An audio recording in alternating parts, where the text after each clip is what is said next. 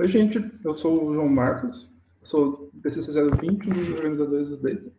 E agora a gente vai falar hoje desse assunto que é Bagging e Random Forests, que são basicamente dois assuntos que a gente vai usar para melhorar a performance de modelos em geral, mas principalmente de árvores de decisão, mas funcionam em outros também, e para tornar eles um pouco mais viáveis de ser usados na prática, porque é bem comum a gente só usar uma árvore de decisão em um problema, só que usando esse tipo de método, ela é bem útil, funciona muito bem. Então, para a gente começar aqui, a gente vai relembrar rapidinho como é que funciona uma árvore de decisão, né? Como que funciona o treinamento dela, que é o que vocês viram na semana passada. Então, nas árvores de decisão, o que a gente faz é usar os nós que estão organizados nessa estrutura, e daí cada nó vai ter dois filhos, e um ponto, dependendo de uma feature dele, ele vai ser classificado em um dos dois filhos do nó. Então, por exemplo, nesse primeiro nó, que é a raiz dessa árvore, ele está associado ao gênero, e daí, na hora que você vai classificar um ponto, você compara. Se esse nó é do gênero masculino, ele vai para esse lado daqui. Se ele é feminino, ele vai para cá. E daí, esse é um modelo de classificação, né? Quando a gente quer um ponto, a gente só vai seguir no caminho da árvore para fazer a posição do ponto. Esse aqui é um modelo bem simples e ele é bem interpretável também. A gente consegue olhar e perceber ali, por exemplo, que o gênero é uma feature importante, porque é a primeira decisão que ele faz. Então, essa aqui é um exemplo de árvore e é como a gente faz para fazer inferência nela. Como a gente já tem uma árvore pronta, como a gente vai fazer uma classificação de um ponto. Né? Agora, para a gente treinar uma árvore, relembrando de novo como é que é, a gente começa com esse dataset, que é o dataset que você tem lá de classificação. Nesse caso aqui, para falar de classificação, dá para usar uma regressão também. E daí o que a gente basicamente vai fazer é tentar todas as possíveis splits. Então, a gente vai tentar fazer uma classificação aqui, que vai ser um nó de uma árvore. Né? Depois a gente vai tentar um aqui, e em todas as direções. Então, vai fazer isso vertical e horizontalmente. Então, por exemplo, aqui começando verticalmente, a gente tenta separar os dados pela essa feature x1 nessa primeira posição. Aqui, nesse lado, deu uma acurácia de 100%, aqui deu uma acurácia bem menor, então isso aqui não ficou muito bem. Se a gente usar a nossa métrica lá, que é ou o índice de Gini, a impureza de Gini, ou a entropia, isso aqui não vai ficar muito bem, porque aqui a entropia é muito grande, a mistura é muito grande. Né? Então a gente tenta o próximo, a gente vai tentando. Agora aqui continua 100% e aqui diminuiu a mistura. A entropia diminuiu, a impureza diminuiu, então é uma separação melhor. E aqui também. Então, aqui, para essa feature, na verdade, é a separação ótima, talvez. Ou aqui do lado, porque... não, é aqui mesmo. Nessa posição, a separação ótima. E daí a gente continua isso até o fim, porque não tem como o modelo adivinhar que aquela lá ia ser ótima. Então ele tenta em tudo, e no final ele pega essa melhor aqui e vai criar um nó na árvore para ela. Só que na verdade ele faz isso para as duas features, então ele vai fazer isso na horizontal e na vertical. Então a gente faz isso de novo na vertical, e a melhor reta na vertical ficou essa. Como na vertical ficou melhor que na horizontal, porque aqui a gente ainda não estava 100% de acurácia, né? A gente está errando essa bolinha e errando esse xzinho. Só que com o eixo na horizontal a gente conseguiu 100%. Então, o que o algoritmo de treinamento de uma árvore de direção vai fazer, ele vai testar todas essas posições possíveis e pegar a melhor que for. Que no caso é essa. Isso aqui a gente vai fazer, aqui nesse caso, uma separação só já foi suficiente, né? A gente já conseguiu 100%, então já pode parar aqui. Se isso não acontecesse, por exemplo, se a gente não conseguisse apenas horizontal e essa aqui fosse melhor, o que a gente vai fazer é criar um nó para a árvore que representa essa separação. E daí a gente faz o mesmo procedimento de novo, nessa metade e nessa metade.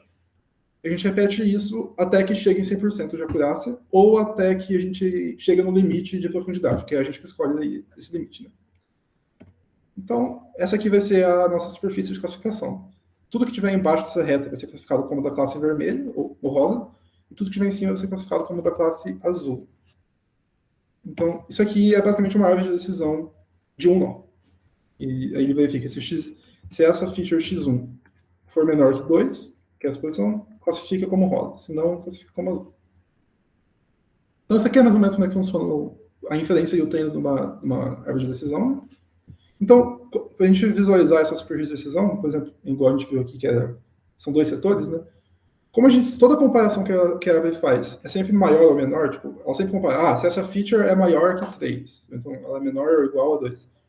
Por causa disso, a superfície que a gente faz da predição da árvore, ela é sempre meio assim, quadriculado com os lados paralelos às features, né?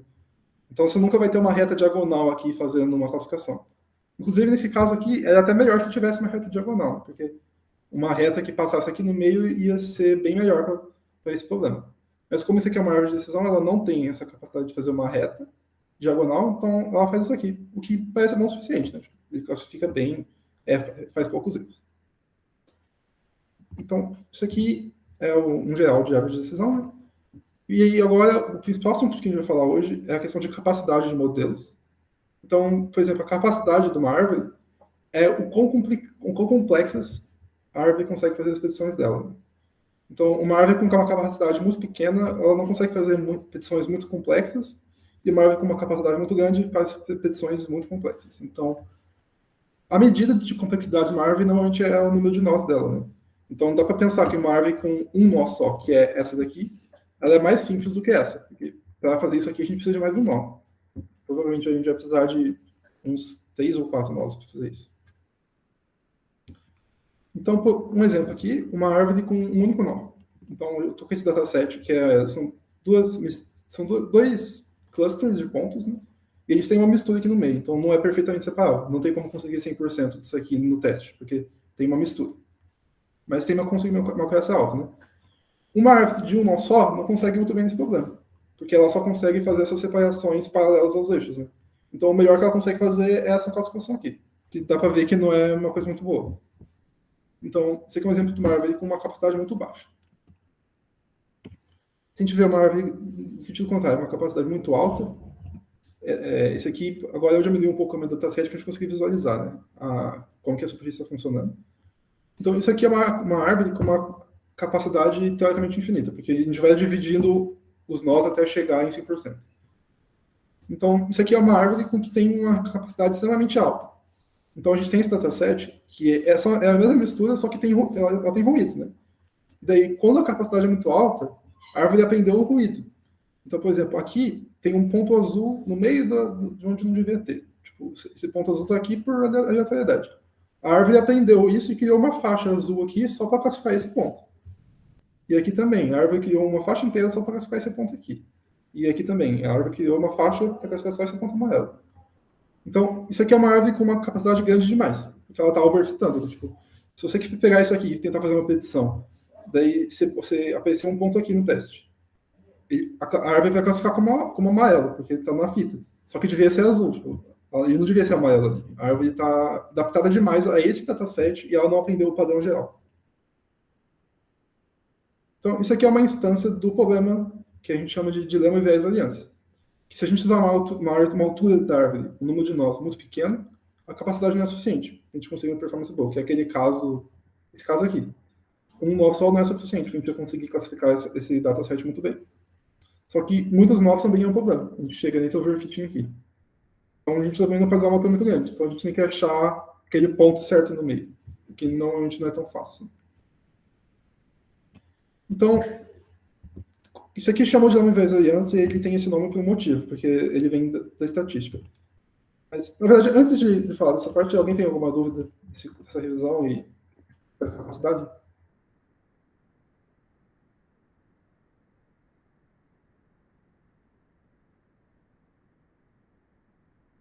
Se não, vou continuar, então. Então, esses dois problemas, o overfitting e o underfitting, eles vêm do viés da variância, que são termos estatísticos que vão meio que explicar por que isso acontece. Então, a gente vai falar desses dois agora, que eles são que dão esse nome aqui para o dilema, né? O dilema viés variância. Então, primeiro, o viés. Então, os classificadores enviesados, eles não têm a capacidade alta. Então, classificadores enviesados são classificadores que têm capacidade pequena. Um exemplo aqui, nesse caso, é uma regressão linear. Uma regressão linear é um modelo que vai aproximar o seu dataset por uma reta.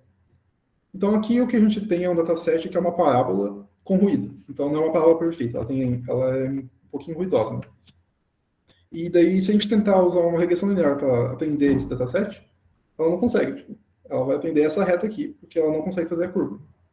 Então, nesse caso, é um classificador enviesado. E esse classificador tem desvantagem, que mesmo se a gente tiver um dataset gigante, infinito, ele não vai conseguir aprender a função que a gente quer. Então, aqui a gente tem um dataset pequeno. Ele tem vários buracos, tem vários dados faltando, e ele aprende essa reta aqui. Aqui a gente tem um dataset gigante dessa mesma parábola. Na verdade, aqui é uma parábola perfeita, né? E a gente tem praticamente todos os pontos da parábola aqui no dataset. Então, o modelo devia conseguir aprender, mas ele não consegue porque ele é muito enviesado. Então, ele só aprende essa reta mesmo. Então, essa é a desvantagem do processador enviesado, que ele tem essa capacidade baixa, né? Só que ele tem vantagem também. A vantagem é que você não precisa de um dataset grande. Porque dá para ver aqui que a predição ficou bem parecida, né? Essa predição aqui está na horizontal e aqui também está quase na horizontal. E esse dataset aqui é muito menor. Então, se a gente tem um dataset muito pequeno para trabalhar, compensa usar um classificador enviesado, porque ele precisa de poucos dados para aprender. Né? Então, aqui no caso da árvore de decisão, né? Uma árvore de decisão enviesada é uma árvore com pouca capacidade. Então, a gente tem dois datasets, que eles vêm mais ou menos da mesma distribuição, né? São dois clusters de pontos, só que aqui na direita tem muito mais dados do que na esquerda. Só que isso não faz tanta diferença para a árvore. Tipo, a árvore faz praticamente a mesma predição aqui ou aqui, só mudou um pouquinho a posição aqui no eixo Y. Só que tipo, a árvore convergiu muito rápido para essa direção e ela não melhorou conforme você for aumentando os dados.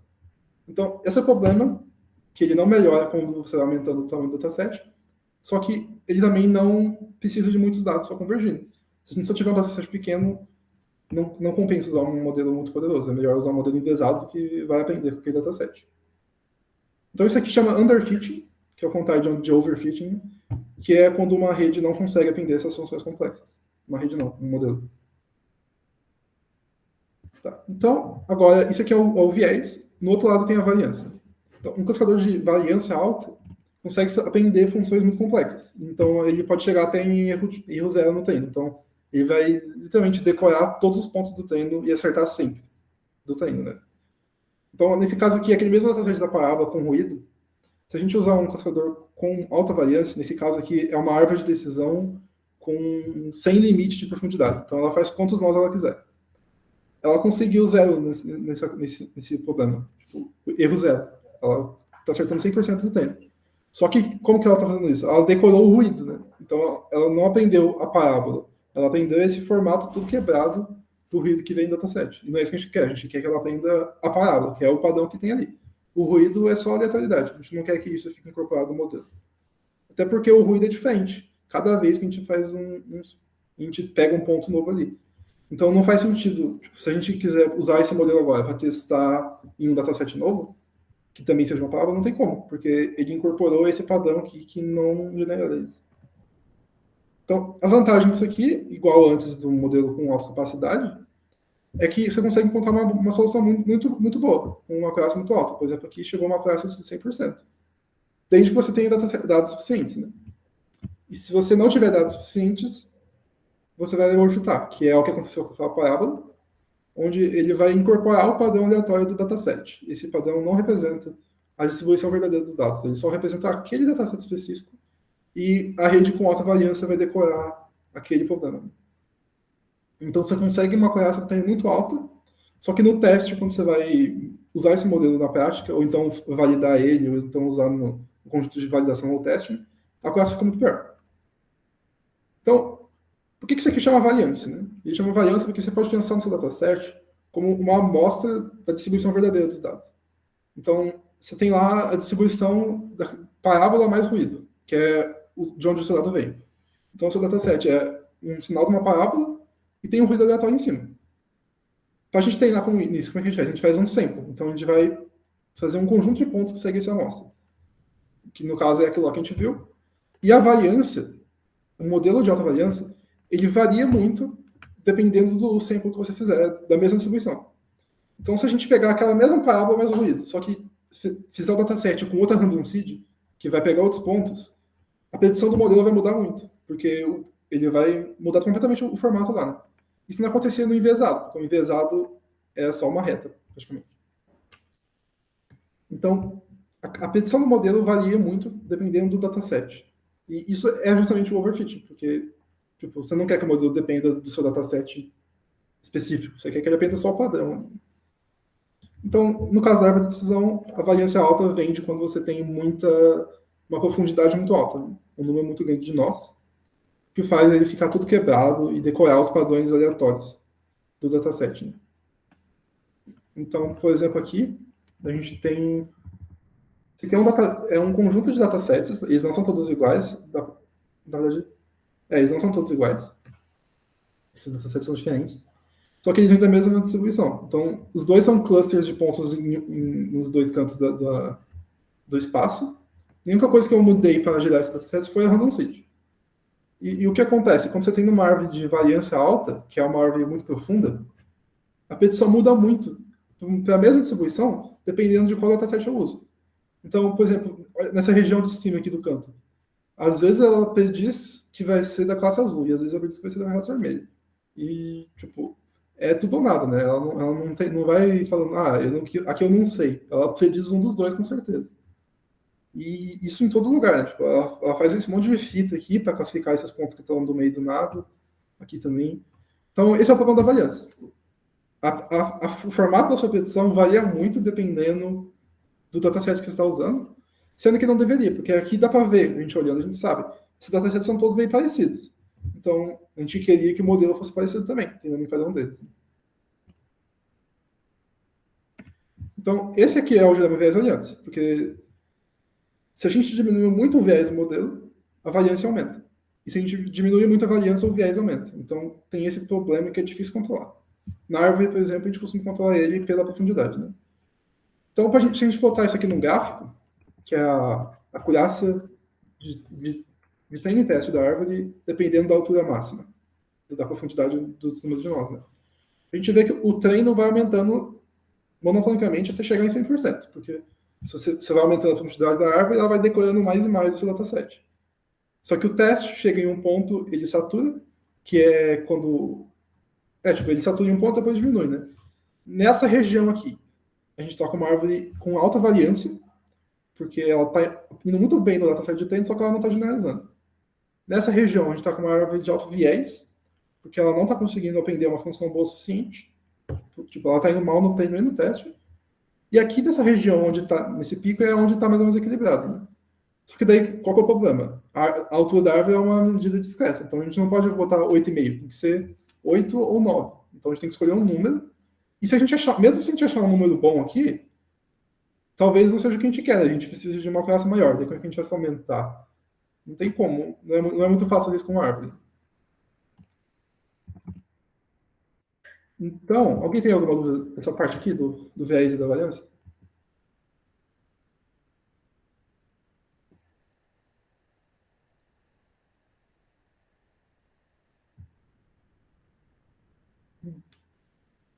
Tá, então, posso dizer que, nesse caso, a variância, quanto maior a profundidade da árvore de decisão, o modelo passa a decorar em vez de aprender. É bem isso mesmo. Tipo, quando a variância é muito alta, então a árvore é muito profunda, o modelo ele consegue decorar, né? Tipo, ele consegue pegar cada padrão aleatório do seu dataset e incorporar ele na decisão, mesmo quando aquele padrão, na verdade, não é relevante. Tipo, é só um padrão aleatório que foi lá no dataset, e não é uma coisa que você quer que o modelo aprenda. Alta variância. É que variância é um termo geral para qualquer modelo de aprendizado de máquina, na verdade. Tipo, todo modelo, se a gente pegar vários datasets desse jeito aqui, se a gente pegar vários datasets e a predição mudar muito, dependendo do dataset, ele tem alta variância. Daí, no caso da árvore, isso vem da profundidade. Mas não só a profundidade, porque tem outros jeitos de você controlar essa variância, mas a profundidade é o principal. Então, tipo, em árvores, normalmente sim. A profundidade depende da variância. E, sim, no caso da regressão polinomial também é a mesma ideia. Conforme você vai aumentando o grau do seu polinômio, que você vai aproximar, ele tem mais números para variar, né? Ele pode... Uma regressão linear só tem dois coeficientes. Ele pode mudar a posição que intercepta a reta e o ângulo. Uma regressão quadrática tem três coeficientes. Então, se você tiver uma regressão com polinomial com grau tão alto que seja, sei lá, mais coeficientes do que pontos no dataset, ele consegue decorar tudo. Inclusive, isso é um teorema. Né? Se você tiver 10 pontos num plano, desde que eles não sejam todos no mesmo eixo. Se você tiver 10 pontos e existe um polinômio de grau 10 que passa por todos os 10. Então, é exatamente isso. No caso da regressão polinomial, a variância está relacionada ao grau do polinômio.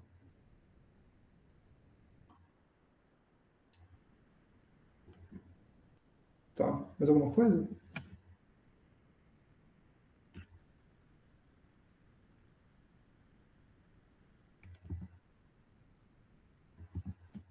Tá, então eu vou continuar então.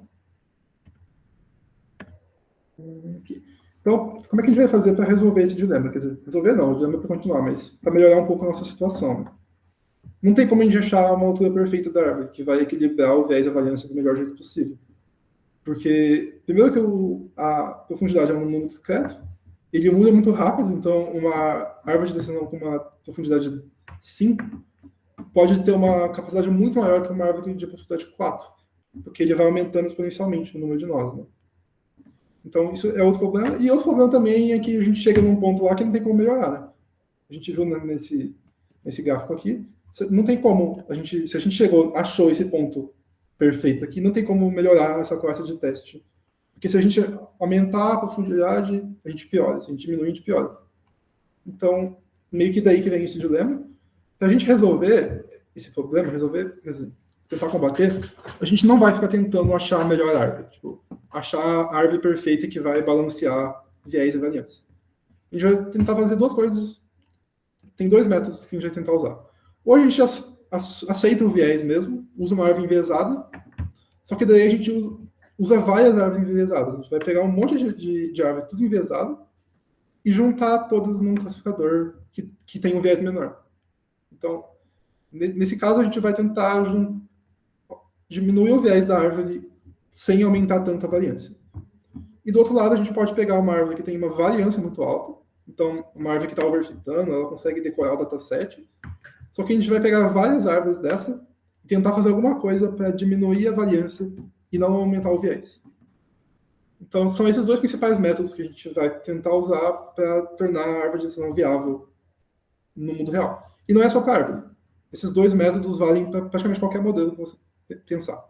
E os dois são bastante usados em ciência de dados em geral. Então, nessa aula, a gente vai falar principalmente do segundo, que é você tentar pegar uma árvore que está overfitando, que ela tem capacidade alta, variância alta, e diminuir essa variância. Na aula que vem, a gente vai ver... A gente não, porque não sou eu que vou dar aula, mas vocês vão ver o assunto que é na outra direção, quando você tem uma árvore com viés alto, como que você junta várias delas para tentar fazer um classificador melhor. Então, vamos trabalhar nisso de reduzir a variância. Então, a gente vai pegar uma árvore que tem bastante variância e tentar diminuir isso sem aumentar o viés. Então, vamos analisar o problema. Né? A principal fonte do problema é que o modelo se adapta muito para o dataset. Então, o dataset que você usou lá, o modelo decorou todo o padrãozinho aleatório que estava lá no meio. Se a gente tivesse mais de um dataset para o mesmo problema, a gente conseguia reduzir a variância. Né? Se a gente não tiver só um dataset, a gente tiver vários, a gente consegue usar esses mais de um dataset para diminuir a variância do modelo. Então, a gente faz isso agregando. Então, suponha que a gente tem acesso a N datasets. O que a gente pode fazer? A gente treina uma árvore em cada um deles. Não precisa ser uma árvore, pode ser qualquer modelo com variância alta. A gente treina esse modelo em cada um dataset. Todos eles vão overfitar um pouco, porque é um problema de variância alta. E no final você calcula a média de tudo. Você faz a média de cada modelo. Então, aqui um gráfico. O T é o dataset. Então, a gente tem aqui M datasets.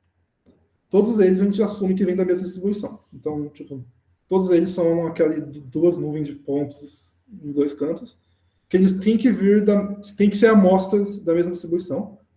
A gente vai treinar um modelo em cada um deles. Esses modelos vão overfitar. A gente faz as petições de cada modelo e, no final, agrega todos os modelos de algum jeito. Em classificação, o que a gente faz é votação mesmo. Então, todos os modelos meio que vão votar em qual classe eles acham que aquele ponto é, e no final a classe que ganhar é a predição final do conjunto de tudo. Então, isso aqui é essa técnica que a gente vai usar para juntar vários modelos em uma ensemble, que é o que a gente chama, né? Quando a gente junta vários modelos meio que votando, é uma ensemble, e a acurácia da ensemble vai ser melhor do que a acurácia de cada modelo individual. E, a variância da ensemble é menor do que a variância de cada modelo, e o viés continua sendo o mesmo, praticamente. Ele pode diminuir um pouco, mas não tanto. Isso aqui é para classificação, né? Para regressão a gente usa a média em vez de votação. Tá, então, explicando por que isso funciona, quando a gente calcula a média, o erro de cada modelo meio que cancela um ao outro. Então, lembra aquele padrão aleatório que a gente estava vendo? aquele modelo decorando o dataset antes, se o modelo decorou, tipo, você tem duas nuvens, apareceu um ponto vermelho lá no meio do grupo dos azuis. O modelo que viu aquele ponto vai decorar aquele ponto. Então, ele vai errar naquele lugar. Né? Tipo, e quando você fizer a média, meio que o erro de um cancela o erro do outro. Porque nem todo mundo vai errar naquele lugar. Só alguns. Não sei se deu para entender. Tipo, se tem uma petição que todas as árvores da Ensemble concordam, quer dizer que essa petição não depende tanto do dataset, porque cada árvore viu um dataset diferente. Então, provavelmente, isso é um padrão verdadeiro dos dados, não é só aleatoriedade. Se tem alguma coisa que as árvores discordam, elas provavelmente estão discordando porque teve, tipo, o padrão que elas estão olhando é uma coisa aleatória, não é um sinal verdadeiro que está nos dados. Então, usando isso, a gente consegue usar uma capacidade muito maior. Então, a gente consegue ter a vantagem do modelo de variância alta, que é aprender funções complexas, sem cair tanto no overfitting, porque o erro de um modelo cancela o erro do outro. Só que o exemplo, no caso da parábola que a gente tinha visto, ali no canto em cima esquerdo é uma árvore de decisão normal, com profundidade bem alta, tipo, variância alta treinando nesse dataset de parábola. Na verdade, os pontos que eu estou mostrando não é o ponto que ele treinou, né? Só que, tipo, ele treinou em um dataset, dá para ver que uma árvore decorou os pontos. Tipo, ela decorou esse ruído aqui. Só que se a gente usar 5 árvores, o ruído não é o mesmo em cada dataset. Tipo, cada uma foi treinada em um dataset diferente, então o ruído cancelou. Por exemplo, aqui. Algumas vezes esse ponto vai cair muito para baixo, daí a árvore vai aprender essa curva aqui. Algumas vezes ele vai cair muito para cima, daí a árvore vai cair do outro sentido. Então meio que ele cancela. Tipo, esses ruídos aleatórios cancelam. Né? O sinal da parábola em si não cancela, porque o sinal é o que todos compartilham. Então, se a gente usar 5 árvores, por exemplo, dá para ver que fica muito melhor que uma árvore. Tipo, o ruído é muito menor. E daí a gente vai aumentando, a gente vai ficando melhor. E se a gente chegar em 100 árvores, elas praticamente aprenderam a parábola. Tipo, você não precisa mais se preocupar com overfitting nesse caso aqui. Você aprendeu o padrão que estava lá. O que é perfeito, praticamente, porque a gente tem a vantagem do modelo sem viés, porque ele conseguiu aprender uma parábola, que não é uma função simples de aprender, você só usando aquela separação vertical e horizontal, e ele não overfitou. Então, essa é a vantagem desse método, você usar vários datasets. Alguma dúvida nessa parte?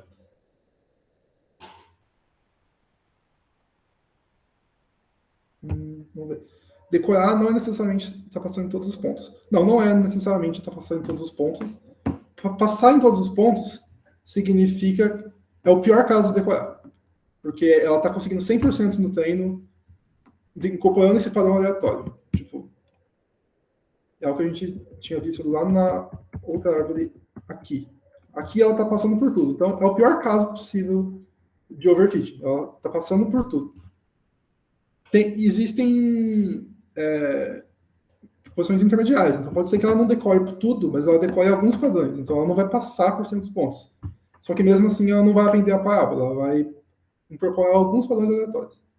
Então, tipo, não é tudo ou nada. Tem como você equilibrar isso. Aqui eu estou usando tipo, uma árvore sem limite de profundidade, sempre vai passar em todos os pontos. Se você limitar a profundidade num valor muito alto, pode ser que ela não passe por todos, mas ela ainda vai overfitar. Tá? Então, de quanto tempo a gente está falando de uma técnica dessas? Tipo, que demora para ter essas 100 árvores, por exemplo.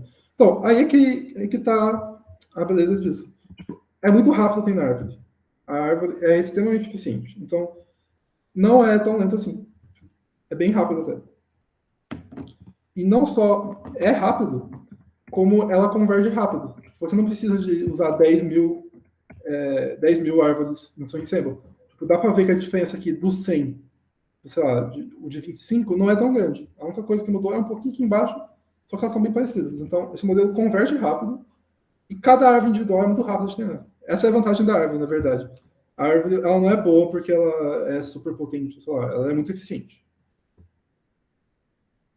Então, Victor, como eu faço a partição dos datasets? Tipo, aqui a gente ainda não está fazendo partição dos datasets. Tipo, o que a gente está assumindo é que a gente tem acesso a 100 datasets diferentes desse mesmo problema. Então, tipo, isso aqui funciona se a gente tiver 100 datasets diferentes. Eu vou falar daqui a pouco como a gente faz isso com um dataset só. Tipo, na verdade é o próximo assunto. Porque na prática a gente não tem 100 datasets para usar e tem na nossa rede, no nosso modelo. Tipo, a gente só tem um. Tipo, não dá só para a gente quebrar o dataset também. Tipo, divide o dataset aí em 100 partes e dá uma parte para cada árvore. Porque cada pedacinho vai ficar tão pequeno que a árvore vai overfitar completamente. Daí no final você não vai conseguir o que você quer. Tipo, cada árvore você vai fazer um dataset muito menor do que o que você tinha disponível. E você também não pode só copiar, porque você precisa que o erro cancele um do outro. Você não pode só usar o mesmo em todas.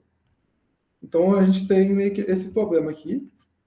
Então, como a gente resolver isso, é o nome do algoritmo da aula de hoje, que é bagging. Na verdade é bootstrapping. Bagging é a agregação de bootstrapping com esse método que a gente viu, que é o aggregation, né? Então, bootstrapping é um método comum da estatística até, que vai permitir a gente usar um único dataset e gerar vários outros. Datasets derivados desse. E daí eu não sei se tem alguém aqui desse stat, só que tipo, a vantagem desse bootstrapping é que todos os datasets derivados seguem a mesma distribuição do original, porque você faz esse sample, você vai fazer esse sample do seu dataset, então todos eles no final seguem a mesma distribuição do dataset que você tinha antes, e eles não vão ser todos iguais. E eles não vão ser todos pequenos, então meio que resolve todo esse problema. A gente vai resolver fazer isso usando a amostragem, né? Que é a amostragem é aquele jeito que a gente tem o conjunto e vai pegando pontos aleatórios dele. Né? Eu vou passar aqui rapidinho na amostragem. Então, tem dois tipos de amostragem, né? A sem reposição e a com reposição. E para o que a gente vai fazer, não dá para usar a sem reposição. Então, um exemplo aqui da sem reposição é quando a gente tem um conjunto e agora a gente vai fazer a amostragem dele. A gente vai sempre fazer a amostragem até chegar a um dataset novo do mesmo tamanho do original. Então, vamos lá. Aqui a gente tem um dataset. A gente pega um ponto aleatório dele, pegou no azul. Como é sem reposição, a gente marca o azul como deletado, porque a gente já pegou ele do dataset original. Então, essa é a amostragem sem reposição. Né? A gente amostra um ponto e depois tira ele do original. Então, a gente faz isso, a gente faz outra amostra. Pega o verde, mais me pega o laranja. Daí, no final, a gente pegou tudo. E o problema é que o dataset novo que a gente acabou de criar é exatamente igual ao antigo, porque a gente nunca repetiu nenhum ponto. E como a gente não repetiu, tipo, tem 5 pontos na esquerda, 5 pontos na direita, não tem nenhum repetido, então são os mesmos pontos. Então não adiantou muita coisa. Então não dá para usar a amostragem sem reposição. A gente vai usar a amostragem com reposição. Então, aqui, nesse mesmo exemplo aqui de um dataset de 5 pontos, a gente faz isso uma vez, pega um ponto lá, laranja. A gente não marca o laranja como pego. Então pode ser que a gente faz um sample de novo do mesmo ponto. A gente faz isso de novo, pega um verde, pega um azul. Daí aqui a gente repetiu, pegou um ponto laranja de novo e não tem problema. É isso que a gente quer que aconteça mesmo. E a gente fizer de novo para acontecer várias vezes. Então, o que a gente conseguiu agora? A gente tem dois datasets, os dois com 5 elementos, os dois seguem a mesma distribuição e os dois não são iguais. Então a gente pode usar os dois para o nosso método lá de agregação. Então, basicamente esse é o processo de bootstrap. A gente faz a amostragem com reposição e o resultado final é diferente, ele é do mesmo tamanho, ele segue a mesma distribuição, então é praticamente perfeito. E o problema é que ele vai estar um monte de repetido, né? Então, na prática, o dataset vai ser um pouco menor, porque você tem que descontar a repetição, né? Então, em média, fazendo esse processo, você vai ter 63% dos dados repetidos e 20 dos dados diferentes e 27% repetido. Então, o bagging, que é o algoritmo que dá o nome dessa aula e é muito usado na prática, é a junção desses dois, do bootstrapping com a agregação. Então, o que a gente faz? A gente faz esse bootstrapping para gerar várias cópias do dataset, vários subexemplos de datasets parecidos com o nosso original, que seguem a mesma distribuição, treina uma árvore em cada subdataset desse, e no final faz a média de tudo, ou a votação de todas as árvores, para juntar tudo em um modelo muito melhor. Então, aqui um gráficozinho. A gente tem o dataset original, a gente vai fazer vários bootstraps dele. Aqui não está mostrando, só que cada bootstrap tem o mesmo tamanho dos dados originais normalmente. A gente tem a cada um deles, no final junta tudo numa ensemble, que vai ser ou a média, ou a votação, ou alguma coisa do tipo. Então aqui um exemplo de um dataset de espiral, que são várias árvores. essas primeiras 11, que são as duas primeiras colunas até aqui, são árvores individuais, que foram treinadas em bootstraps desse mesmo dataset. Então, o que a gente faz é, aleatoriamente, a gente vai fazer vários samples e vai treinar o modelo aqui.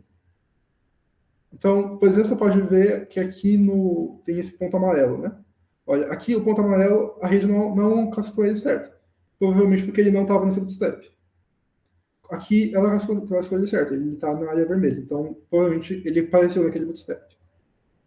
Então, dá para ver que aqui ele tem aquele padrão, né? Tipo, os erros meio que cancelam uns aos outros. Se essa região aqui, ela normalmente prediz vermelho, às vezes ela prediz azul. Então, aumenta um pouco a incerteza. No final, quando a gente faz a média de tudo, que é esse aqui do canto inferior direito, dá para ver que a superfície da predição é muito melhor do que de qualquer árvore individual. Tipo, ela segue praticamente certinho a espiral, e nesse ponto aqui dá para ver que ela tem muita incerteza, né? Por que ela tem incerteza? Porque só tem um ponto de treino. Então, a gente quer que aconteça isso. A gente quer que o nosso modelo, quando ele não tem dado suficiente, ele fala que ele não tem certeza. Então, isso aqui é um exemplo do bagging em ação. A gente pega várias árvores de decisão, treina elas, cada uma em um bootstrap de seus dados, e no final agrega tudo. Então, alguma dúvida dessa parte aqui? Do bagging?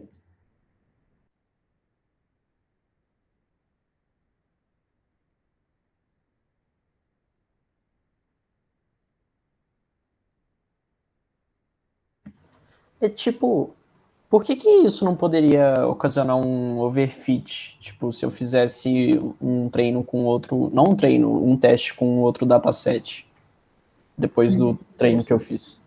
Não, então, o que acontece é que ele overfita assim, tipo, ele vai aprender alguns padrões, só que ele overfita muito menos do que cada árvore. Porque um padrão que seja muito aleatório, ele cancela um ou outro, né? Ah, tá, entendi. Ah, é verdade. Faz sentido. Então, tipo, supõe que tivesse um ponto azul aqui no meio desse monte de ponto amarelo. Uma árvore normal, com uma variância alta, vai decorar aquele ponto. Então ela vai criar um quadradinho aqui só para aquele ponto, e não é isso que a gente quer, porque ela overfitou ali, né? Nesse caso, as únicas árvores que vão fazer isso são as árvores que aquele ponto cair dentro do bootstrap. As árvores que esse ponto cair fora do bootstrap não vão fazer isso. E no final, quando a gente fizer a média, esse ponto não vai... A Ensemble como um todo não vai fazer isso. Tipo, a Ensemble não vai classificar esse ponto desse jeito, porque ele não aparece em todos os casos. Entendi, valeu. Então, a ideia é essa. Tipo, a Ensemble pode overfitar, só que ela sempre overfita menos do que cada árvore individual. Pensa assim, Fraz, tipo, imagina que você tem que aprender uma parábola, e daí, tipo, em uma árvore você vai aprender, tipo, os pontos intercalando, sabe? Como se fosse uma cobrinha passando por cima, e os outros vai fazendo, tipo, o sentido contrário, formando, tipo, um DNA. E na média, tipo, esses pontos vão se cancelando e você vai aprendendo a parábola. Mais ou menos, tipo, pode visualizar dessa maneira, mais ou menos. É bem essa a ideia mesmo. Tá, então... Se ninguém tem nenhuma dúvida dessa parte, eu vou continuar, então, para o Random Forests. Random Forests é uma modificação do bagging feita especificamente para a árvore de decisão, porque tudo que isso aqui que a gente viu de bagging até agora vale para qualquer modelo com variância alta.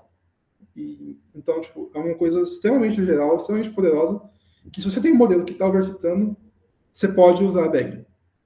Daí, Random Forests vai melhorar um pouquinho isso no caso de árvores. Então, falando no nosso caso aqui, como que o bagging funciona? Né? Você tem essa ensemble de repetições, e a ideia é que a sua ensemble seja diversa. Tipo, ela precisa ter modelos que fazem petições diferentes uns dos outros, justamente para os erros se cancelarem. Né? Tipo, se todo mundo fizer o mesmo erro, ele não vai se cancelar no final, a ensemble vai fazer o erro também. Então não é isso que a gente quer.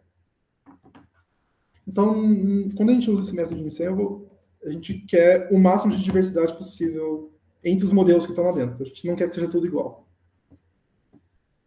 Então, é isso que a gente quer. A gente quer que as árvores sejam independentes umas das outras. A gente não quer que todas sigam mais ou menos o mesmo padrão. E daí, qual que é o problema? Tem uma correlação muito forte entre as árvores que foram treinadas em dataset, mesmo usando o bag. que é as features que elas usam, né? Porque toda árvore viu a mesma feature. Tipo, todas elas estão vendo o conjunto de features que você tem lá. Daí vamos supor que tem uma feature que é muito boa para você predizer. Tipo, sei lá, vocês têm... não sei, tipo... a sua idade e se você sabe ler ou não. Tipo, se você tem menos de 5 anos, você provavelmente não sabe ler. Se você tem mais, a sua probabilidade de saber ler aumenta bastante. Então, se você treinar um modelo usando isso, todas as árvores vão botar essa feature lá em cima. E daí isso diminui a diversidade, porque vai estar todo mundo fazendo decisão mais ou menos parecida com base nessa feature. E não é isso que a gente quer. Tipo, só essa feature não é suficiente para o modelo ideal que a gente quer. Só que ela domina muito o padrão. Então, o que a gente faz em árvores é impedir que todas as árvores usem todas as features. Então, a gente não faz mais isso. O que a gente faz, para cada árvore, a gente seleciona K features aleatórias. Tipo, essa árvore não vai ter acesso a todas as features do dataset, ela só vai ter acesso a K. E daí a gente tem na árvore nessas K. E a gente faz isso com todas as árvores. No final, o que acontece? O custo de treinar cada árvore diminuiu, porque você está treinando em muito menos features. Então, está treinando muito mais rápido. Ou seja, você pode treinar usando mais árvores. Você pode botar mais árvores na sua ensemble pelo mesmo custo computacional. E a diversidade aumentou muito. Porque agora nem todas as árvores vão estar botando a feature mais importante lá em cima. Vai ter uma diversidade muito maior. Então, isso aqui é random forest, praticamente. É você usar bagging combinando com essa seleção aleatória de feature. O número de features K é um hiperparâmetro, você pode tunar ele para ver qual que vai melhor no seu problema. Só que raiz quadrada do número total de features é o padrão comum que as pessoas costumam usar. Só que é um hiperparâmetro, você pode experimentar com ele. E, basicamente, é isso a random forests. Você tem alguma dúvida dessa parte?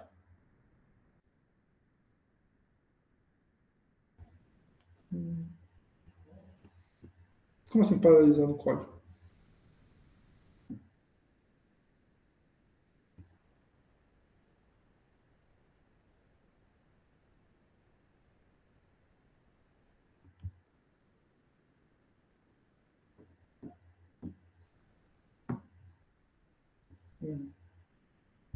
Tá, entendi.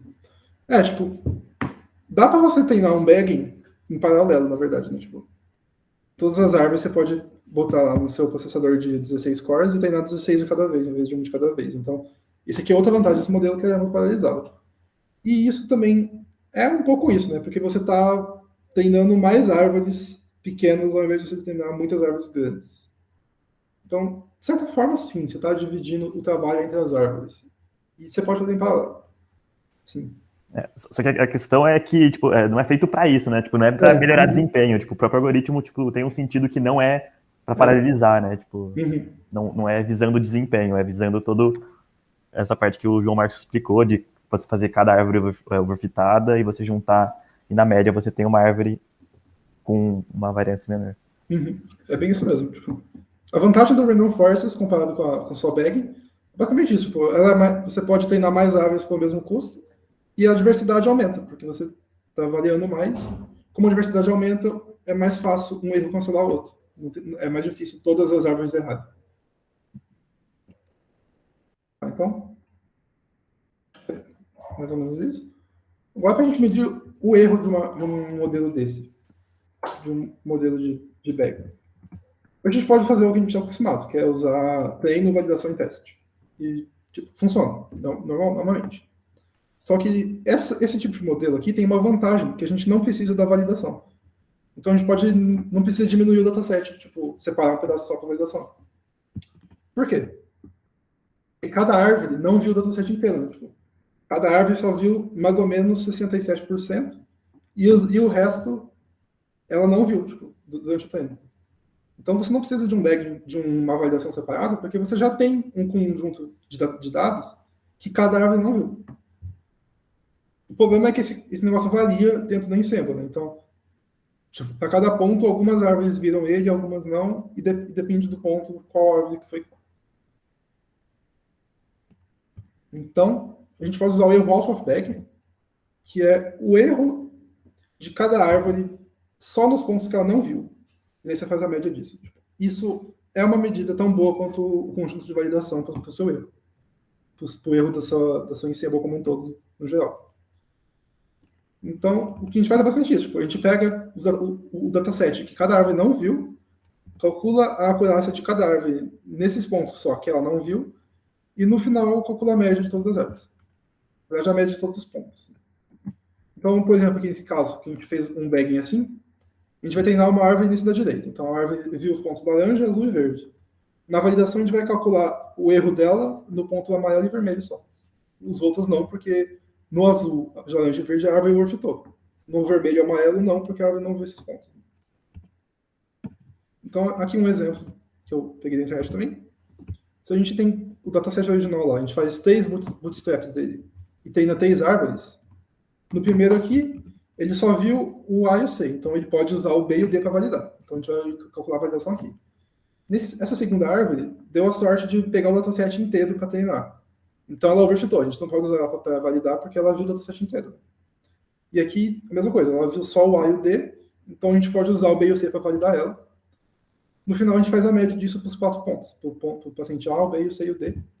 E isso vai ser a nossa acurácia de validação, né? A acurácia out of bag.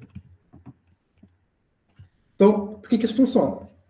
Se você tem um exemplo típico da classe dele, tipo, um exemplo lá que é óbvio que ele é daquela classe, é fácil de classificar. Então, a maioria das árvores vai acertar ele, né? Tipo, por causa do padrão geral. Então, você vai ter o out of bag bom. Se você tem um exemplo que é difícil de ser classificado, ele é um outlier. A maioria das classes das árvores vão errar ele, algumas vão acertar e algumas só vão ter decorado mesmo porque eles viram ele no tempo. Isso se tiver um ponto que está com a label errada. Tipo, os caras colocaram ele errado no dataset e tem um ponto amarelo lá no meio de onde só tem ponto verde. A única árvore que vai acertar esse exemplo é a árvore que viu ele no tempo. Nenhuma árvore que não viu ele vai acertar ele no teste. Então isso vai ter um erro out of bag de 0. Tipo, a acurácia out of bag desse ponto vai ser 0. Que é exatamente o que a gente quer. Porque ele não foi aprendido. Então é por isso que esse erro funciona também. E é por isso que a gente não precisa de validação no caso de bagging. A gente ainda precisa do teste. Porque, por exemplo, você vai ficar experimentando com aquele K, você vai experimentar com a profundidade da árvore, você vai ficar experimentando com esse monte de hiperparâmetro.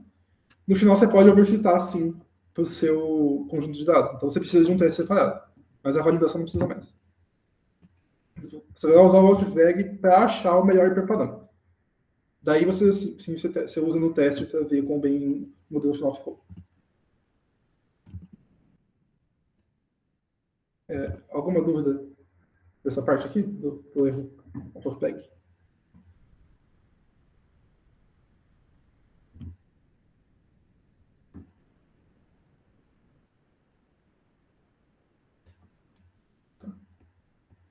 Se não tiver, então, continuando para a última parte da aula, que é a estimação de certeza. Então, esses algoritmos têm uma outra vantagem, comparado com a árvore que a gente não falou ainda, que é a estimativa da incerteza do modelo. Né? Porque a árvore, ela não tem isso. Tipo, ou ela fala, esse ponto é da classe vermelha ou é da classe azul. Tipo, ela só fala qual classe ela acha que ele é. Ela não fala o quão confiante o modelo está dessa predição. Então, em algumas aplicações, isso não é nem aceitável. Tipo, se você tem uma aplicação médica, você não pode ter um modelo que só fala, esse cara tá com pneumonia, então ele não tá com pneumonia. Você precisa de ter uma medida mais precisa. Tipo, esse cara tem 70% de chance de ter pneumonia. Tipo, você precisa de uma estimativa da incerteza do modelo. Você não, só a predição, em alguns casos, em alguns problemas, não é confiável. Tipo, você precisa da incerteza dele. E a árvore normal não tem isso. Só que a ensemble tem. Tipo, você pode usar a sua ensemble de árvores para estimar a incerteza do modelo naquela predição. Então, se todas as árvores da sua ensemble concordam que aquele ponto lá é amarelo, então ele provavelmente é amarelo mesmo. Só que se 60% prediziu a classe A e 40% da classe B, então provavelmente não é tão óbvio assim. Então tem uma incerteza ali. Então, nesse caso, você pode usar essa incerteza na sua tomada de decisão com base no modelo. Você não precisa, tipo, se você só quiser um classificador, você pode falar, é 60-40, então beleza, a classe predita é a classe A. Só que se você quiser, com esse modelo, você pode usar a incerteza, você pode levar a incerteza em consideração também. Você não precisa só depender de uma classe. Isso aqui não é o único modelo que faz isso. O Naive Bayes, por exemplo, também consegue usar fazer uma predição probabilística, o Naive Bayes, né? O problema é que em alguns modelos que fazem isso, essa predição não é calibrada. Então, não necessariamente ele está falando que é 60%, é 60% mesmo. Em Bag também não é tão bem calibrado, mas tipo, já é um progresso comparado com árvores que não têm estimação de incerteza. Então, isso é especialmente importante em aplicações sensíveis a erros, né? Então, aqui, por exemplo, a gente tem um dataset pequeno. Um dataset pequeno tem pouca informação nele, então a gente espera que a rede tenha uma incerteza maior, que o modelo tenha uma incerteza maior. Tipo, a gente não quer que ele seja 100% confiante em cada predição, porque tem poucos dados. Então, aqui é uma espiral, o que a gente esperaria é que ele aprendesse a espiral aqui. Aqui são as várias árvores dentro do bag, em vários bootstraps. Dá para ver que elas variam muito, então são modelos com bastante variância. E se a gente fizer a média, dá para ver que ele aprendeu um padrão muito melhor do que qualquer árvore individual. Tipo, ele aprendeu a espiral certinho. E ele aprendeu também uma incerteza muito mais calibrada do que só isso aqui. Então, por exemplo, essa região aqui, que não tem nenhum caso de treino, não tem como a gente ter certeza do que está acontecendo aqui dentro. Então, provavelmente é vermelho, mas ela não sabe. Então, ela faz. Então, nem toda árvore da Ensemble concorda. Então, por exemplo, aqui, essa árvore acha que é azul. Então, esse ponto aqui vai ter uma incerteza maior. Aqui nesse lugar também. Por exemplo, aqui a gente queria que fosse vermelho, né? Porque é uma espiral. Só que não tem como o modelo saber disso, porque não tem nenhum ponto aqui falando para ele que esse lugar tem que ser vermelho. Então ele bota uma incerteza maior aqui. Então, essa é uma vantagem bem grande também do DAG, porque você consegue estimar a incerteza do modelo. O que em algumas aplicações é um requisito. Senão, tem aplicações que você não pode usar um modelo que não tenha estimação de incerteza. Alguma dúvida dessa parte aqui?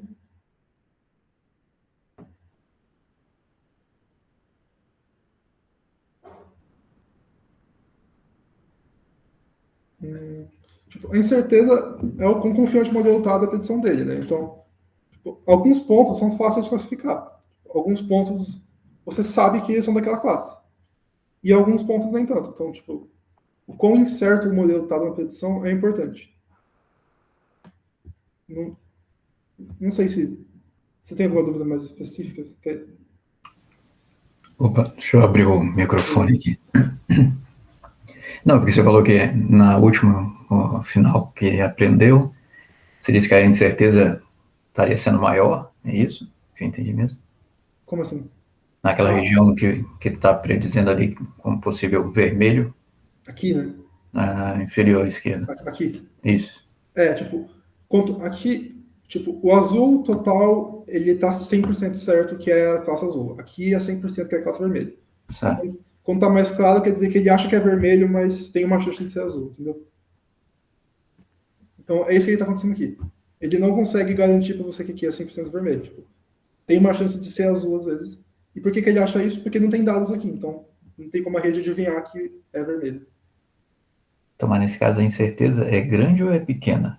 Nesse caso, a incerteza é grande. E quando que a incerteza ali passa a ser pequena? Olha, a incerteza pequena é quando ou é 0% de chance de ser vermelho ou é 100% de chance de ser vermelho. Então, tipo, aqui nesse canto, a incerteza é pequena. Aqui também, a incerteza é pequena, porque ele sempre classifica do mesmo jeito. Então, aqui, a incerteza é máxima, porque é praticamente 50-50. Né? Então, tipo, se você tem se o médico falar para você, olha, você tem 50% de chance de ter pneumonia e 50% de chance de não ter nada. Tipo, é uma incerteza bem grande. Meio que você não sabe o que você tem. Ou o médico fala, olha, fica tranquilo que 100% de chance que você não tem pneumonia nem nada. Então, agora é uma incerteza menor, entendeu?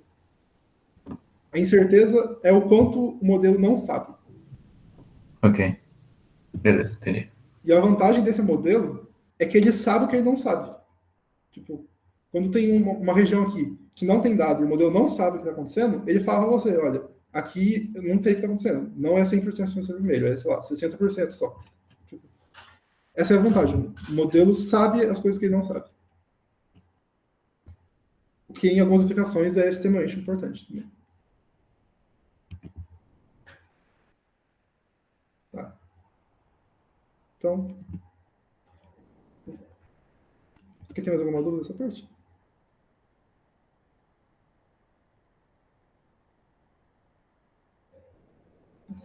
Então, vou continuar aqui agora. A última coisa dessa aula, que é uma variaçãozinha disso que a gente está vendo, chama Extra-Trees. É um pouco menos comum do que as outras. É bem mais comum você usar Random Forest do que Extra-Tree, mas é só uma menção extra. Tipo, Extra-Tree é isso, a mesma coisa que a gente viu, que ela vai aumentar a variedade na ensemble.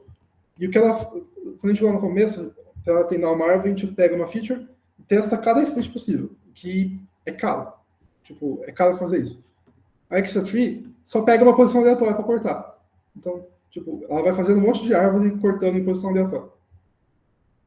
A vantagem disso, a variabilidade da sua ensemble é gigante, porque você está fazendo aleatório, você não está sempre pegando a melhor. Não só a diversidade vai ser gigante, como o custo computacional para treinar uma árvore é muito menor. Porque você não precisa testar um por um, você só pega no aleatório.